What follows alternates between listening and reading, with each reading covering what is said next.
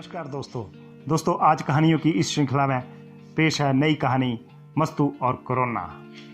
दोस्तों यह कहानी है गांव के मस्तू की, जो कोरोना महामारी के समय भी चुपचाप घर में नहीं बैठता है और फिर भोला भाला मस्तू कोरोना महामारी के जाल में अनजाने में फंस जाता है।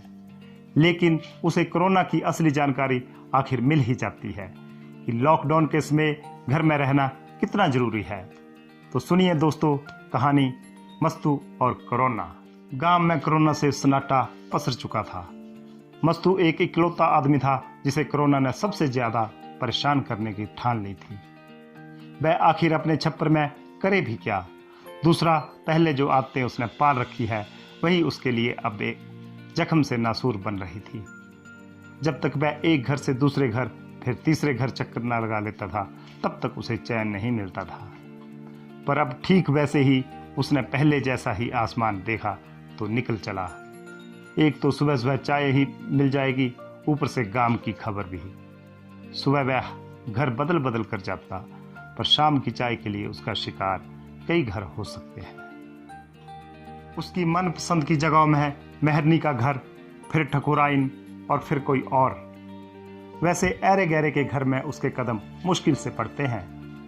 कोरोना के लॉकडाउन का चौथा दिन था, पर गांव वालों के लिए अभी लॉकडाउन शहर में और फिर टीवी में आते समाचारों में ही था। मस्तू ने दराट उठाया और मेहरनी के घर की ओर कदम बढ़ा दिए।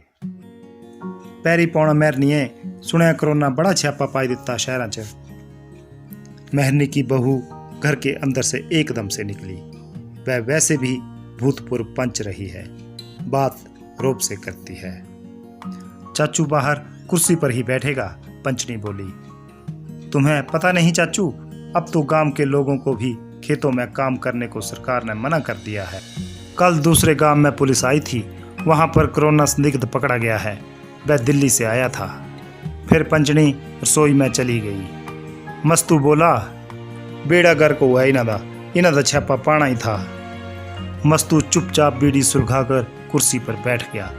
मेहरनी बाहर मंजे पर बैठी कच्चे पपीते को काटने लगी थी। फिर मस्तू शुरू हो गया, मेहरनीए इन्हें कोरोना बड़ा पवाड़ा पाया है, कोई घर दे बाहर नहीं निकलता। मिंजो ये समझ नहीं आंदा कि कोरोना शहरों में कियां पुजी जांदा। मेहरनी बोली, ओ मस्तूआ चुपचाप टेलीविजन दिखा कर, जा फिर रेडियो जो सुना कर। फिर मस्तू बोला, रेडियो तो घर च है पर टेलीविजन में नहीं दिखता। मुंडुआ अपने कमरे च लगाया है पर बहू कन्ने न्याणे ही दिखदे। मुंडू भी दुकानें बंद करी ने घरे सुता रहिंदा। मेहरनी बोली, तो तू भी पई रह कर घर च, तिजो क्या पौदी हुंदी लोकां दे घरां विच घुमणे दी। मस्तू बोला, मेरे ते नहीं बैठी हुंदा घरां विच, काम करने वाला बंदा हूँ मैं।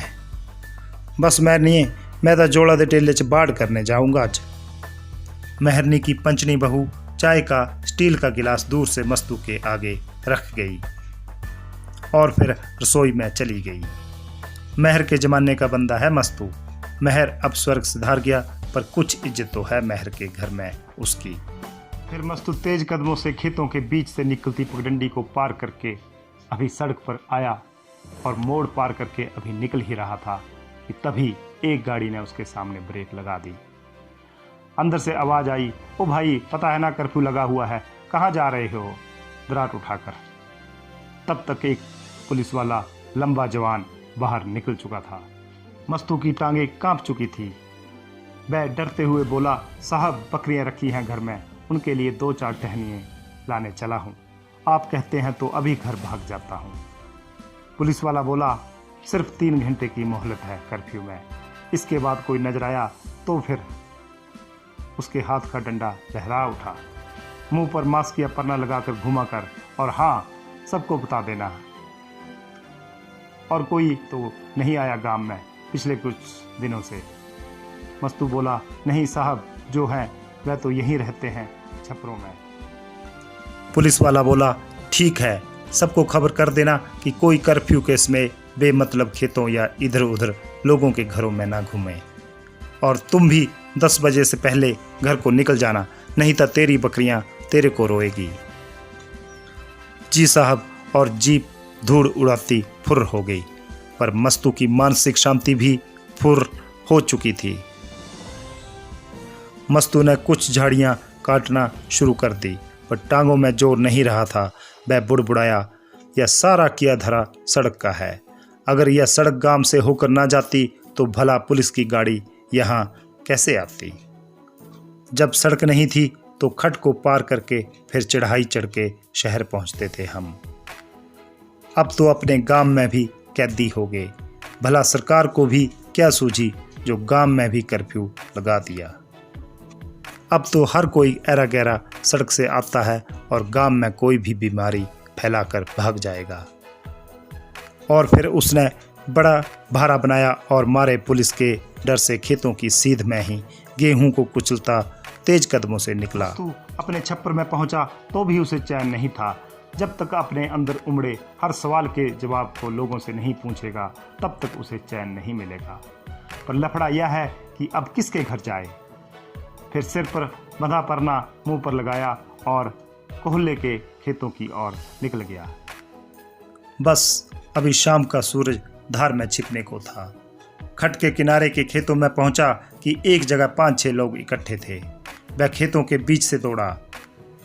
भीड़ के पास पहुंचकर मानो उसके पैरों की जमीन खिसक गई। खेतों में काम करने वाला परिवार रो रहा था और पुलिस के 3 बंदे वहां उनसे पूछताछ कर रहे थे। सच बताओ, तुम में से कौन कौन आया है? हमें खबर मिली है कि 2 लोग इस गांव में बाहर से आए हैं। हमने पंचायत के प्रधान से जानकारी ली है। मस्तू को देखकर एक पुलिस वाले ने डंडा लहरा दिया। ओए क्या, चलो इसे भी पकड़ो, ये कर्फ्यू में कहाँ घूम रहा है। मस्तू अब फंस चुका था। वह कांपते हुए बोला, साहब मैं को जानकारी देने आया। सुबह पुलिस वालों को जीप में मैं ही आपको मिला था। आपने मुझे पहचाना नहीं? मस्तू ने मुंह का परना नीचे करते हुए कहा। अच्छा, तू है जो सुबह सड़क पर मिला था दरार उठाए?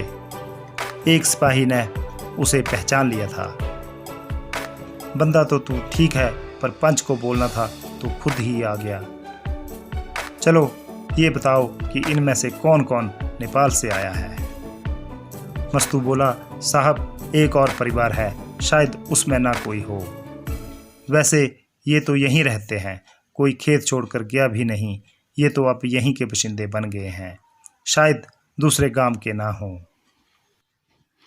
मस्तू और पुलिस के बंदे दूसरे परिवार की ओर निकल गए थे। बात वही हुई।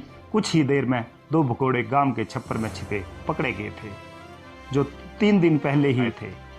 इससे पहले कि पुलिस वाले संभल थे, मस्तू उन्हें कमरे के अंदर से ढूंढकर और पकड़कर ले आया था। बस यही काम मस्तू के लिए भारी पड़ा था। उसने उन्हें छू लिया था। मस्तू को भी क्वारंटीन पर जाना पड़ा। बेचारा बहुत गिड़गिड़ाया, पर उसकी एक न चली। गांव के पंच प्रधान का भी यही मत। 14 दिन शहर के अस्पताल में क्वारंटीन रहने के बाद गांव लौटने पर मस्तू चुपचाप मंजे पर पसर गया था। उसे यह पता लग गया था कि सचमुच ही कोरोना गांव की सरहदों में घुस चुका है और सरकार और पुलिस तभी तो सबको जागरूक कर रही है। तब से मस्तू गांव में घर से बाहर नहीं निकला। धन्यवाद दोस्तों।